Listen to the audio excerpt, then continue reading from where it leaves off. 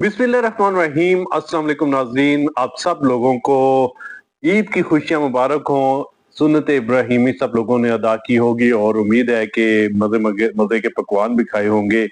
और जब ईद कुर्बान का गोश्त जब तकसीम किया जाता है तो 3 हिस्सों में तकसीम किया जाता है। एक हिस्सा अपने लिए होता है, एक ख्वाहिशों के यानी रिश्तेदारों के लिए, एक दरवेशों यानी गरीबों के लिए। उम्मीद है कि सब लोगों ने इसी तरह तकसीम किया होगा और इस ईद का मकसद ही जो है वो कुर्बानी और एसार और ऐसा एक जज्बा क्रिएट करना इस ईद का मकसद होता है कि कोई शख्स जो है वो भूखा ना रहे और सब लोग मिल बांट कर जो है वो खाएं। जो जिनके पास ज्यादा है वो तकसीम कर दें, जिनके पास कम है वो अपने जो है वो फैमिलीज के लिए पूरा कर दें।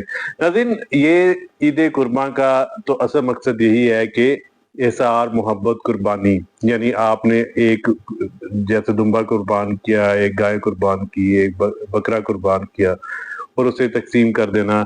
और इस एसार को जिंदा करता है कि हम जो है वो कुर्बानी का जज्बा रखते हैं।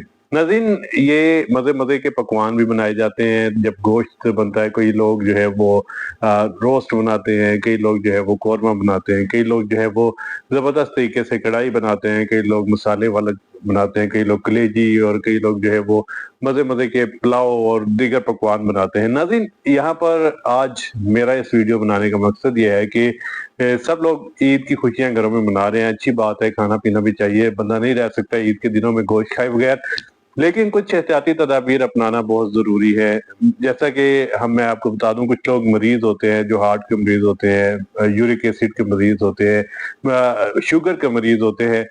उनके लिए डॉक्टर्स ने खास तौर पर एक हदायत जारी की है कि ऐसी चीजें जिनमें आपको फील हो कि आपका जो है वो खाने से तबीयत खराब हो सकती है, उनमें खाने के लिहाज से जो है वो थोड़ा सा परहेज करना बेहतर हो जाता है।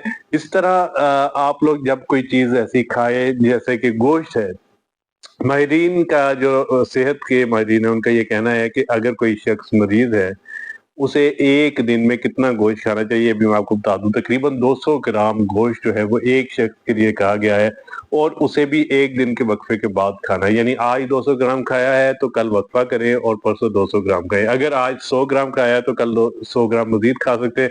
तो मेरा ख्याल है 200 ग्राम का, जैसे हम कह सकते हैं, एक जैसे मुर्गी का पीस होता है बड़ा, जिसे चेस्ट पीस कहते हैं, लेग पीस कहते हैं, 200-250 ग्राम का यानी वो गोश्त का पीस होता है। तो इतना गोश्त आप खा लें तो जो है वो सेहत के लिए कुछ सेहतमंद होगा और सेहत के लिए नुकसानदेह नहीं होगा। लेकिन बाज लोग ऐसे होते हैं, वो जो है वो ज्यादा ओवर ईटिंग कर लेते हैं, ईद की खुशियां मनाने के लिए ओवर ईटिंग कर लेते हैं। और जब खाबे खा रहे होते हैं, रिश्तेदारों के पास दावतें खा रहे होते हैं, दोस्तों के पास जाकर खा रहे होते हैं, तो ओवर ईटिंग हो जाती है। ओवर ईटिंग की वजह से ये जो गोश्त है जिसे हम खाकर, जिसे हम कहते हैं ताकत आती है, तो ये ताकत देने के बजाय मजीद जो है वो जिस्म को नुकसान देना शुरू कर देता है, और उनमें जो है वो मैदे की कई प्रॉब्लम्स, गैस्ट्रो जैसी प्रॉब्लम जन्म लेना शुरू कर देती है। मैदे का अल्सर जो है वो बनने के खदशात होते हैं। इसके साथ साथ फूड पॉइजनिंग के खतरात हो जाते हैं, और साथ ही साथ जो है वो दीगर और मसाइल भी पैदा हो सकते हैं। ब्लड प्रेशर वालों के लिए ये है कि वो जब गोश्त बनाए तो वो 200 ग्राम तो खाएं, लेकिन साथ नमक कम रखें, ताकि गोश्त जो है वो ज्यादा सोडियम उसमें ना हो, ब्लड प्रेशर हाई ना हो। शुगर वाले शख्स वो खा सकते हैं, जरिए बात है, इससे गोश्त से शुगर नहीं बढ़ती, लेकिन कई और मल्टीपल इश्यूज हो सकते हैं जिसकी वजह से मैदा खराब हो सकता है।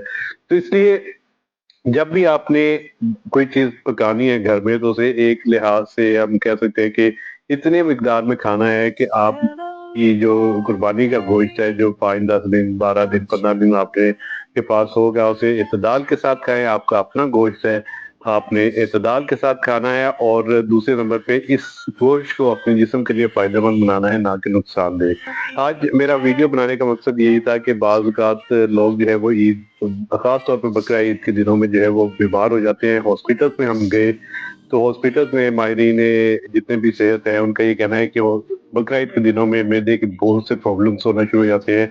जो दिल के मरीज होते हैं उनके लिए बहुत ज़्यादा प्रॉब्लम्स हो जाते हैं जब इसमें बहुत ज़्यादा फ्राइड चीज़ें हो जाती हैं, ज़्यादा तली हुई चीज़ें इस्तेमाल होती हैं, तो हार्ट की प्रॉब्लम्स शुरू हो जाती है। इसके साथ साथ मैदे की साथ शुगर के मरीजों के लिए और कई और प्रॉब्लम्स भी हो जाती हैं।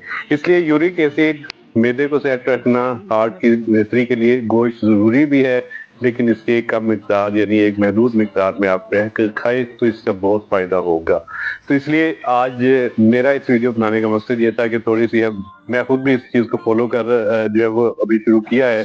پہلے ہم بھی جو ہے وہ دگڑ کھا لیتے تھے اور زیادہ جو ہے وہ فیل نہیں ہوتا تھا، جوانی ہوتی تھی تو ہضم بھی ہو جاتا ہے، لیکن کھانے کے بعد ایکسرسائز کریں تاکہ جو کھایا ہے وہ بچ بھی جائے. تو اپنے میزبان سید عباس حیدر کو اجازت دیجیے اور احتیاط ضرور کریں. بقرعید کی خوشیاں آپ سب لوگوں کو مبارک ہو. اللہ حافظ.